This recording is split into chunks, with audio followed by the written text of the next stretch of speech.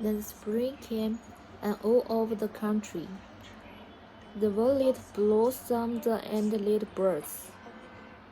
Only in the garden of the selfish giant it was still winter. The birds did not care to sing in it as there were no children, and the tree forgot to blossom. Once the beautiful flower put its head out from the grass, but when it saw it the naughty bird bought, it was so sorry for the children that it slipped back into the ground again and went off to sleep. The only people who were pleased were the snow and the frost. Spring has forgotten this garden, they cried, so we will live here. All the year round, the snow covered up the grass with her great white cloak, and the frost painted all the trees silver. Then they invited the north wind to stay with them, and he came.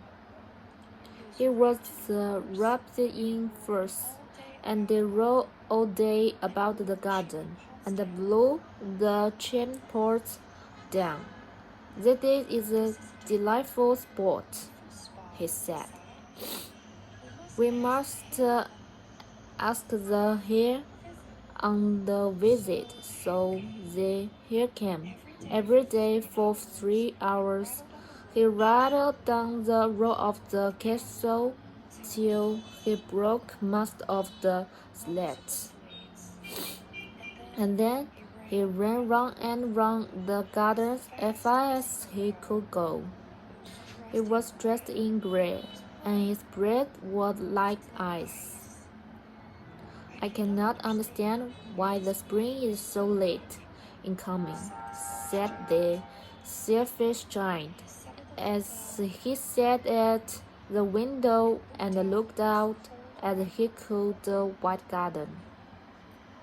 I hope there will be the change in the weather, but the spring never came. Nor the sun. The autumn gave garden fruit to every garden, but to the giant god she gave none. He is too selfish, she said. So it was always winter there, and the north wind, and the hair, and the frost, and the snow danced about through the trees. One morning the giant was lying awake in bed when he heard some lovely music. It sounded so sweet to his ears that the rule it must be the king's musicians passing by. It was really only the little linnet singing outside his window. But it was so long since he had heard a bird sing in his garden that it seemed to him to be the most beautiful music in the world. Then the hare stopped dancing over his head, and the north wind ceased roaring, and the delicious perfume came to him through the open casement. I believe the spring has come at last, said the giant, and they jumped out of the bed and looked out.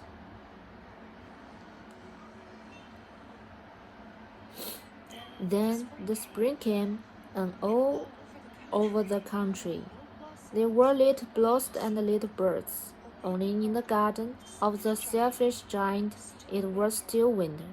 The birds did not care to sing in it as there were no giant, and the trees forgot to blossom when a beautiful flower put its head out of the grass. But when it saw the notice board, it was so sorry for the children that it slipped back into the ground again, and went off to sleep. The only people who were pleased were the snow and the frost. Spring has forgotten this garden, they cried, so we will live there, here, all the year round. The snow covered up the grass with her great white cloak, and the frost painted all the trees silver. Then they invited the north wind to stay with them, and he came. He was wrapped in furs, and wrote all day about the garden, and blew the chimney pot down. That is a delightful spot, he said. We must ask the hare on the visit, so the hare came every day for 3 hours. He rattled down the road of the castle till he broke most of the glass, and then he ran round the gardens as far as he could go. He was dressed in grey, and his breath was like ice. I cannot understand why the spring is so late in coming, said the self-giant as he sat at the window and looked out at his cool white garden. I hope there will be the change in the weather, but the spring never came, nor the summer. The autumn gave fruit to every garden, but to the giant's garden she gave none. He's too selfish, she said. So it was always winter there, and the north wind, and the north wind, and the hail, and the frost, and the snow dance about through the tree. One morning, the giant was lying awake in bed when he heard some lovely music. It sounded so sweet to his ears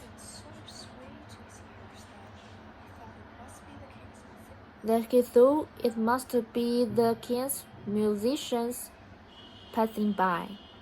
It was really only a little linnet singing outside his window.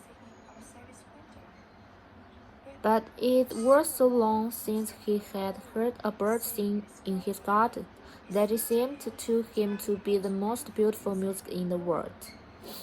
Then here stopped dancing over his head, and nothing wind set roaring, and a delicious perfume came to him through the open casement. I believe the spring has come at last, said the giant, and he jumped out of the bed and looked out.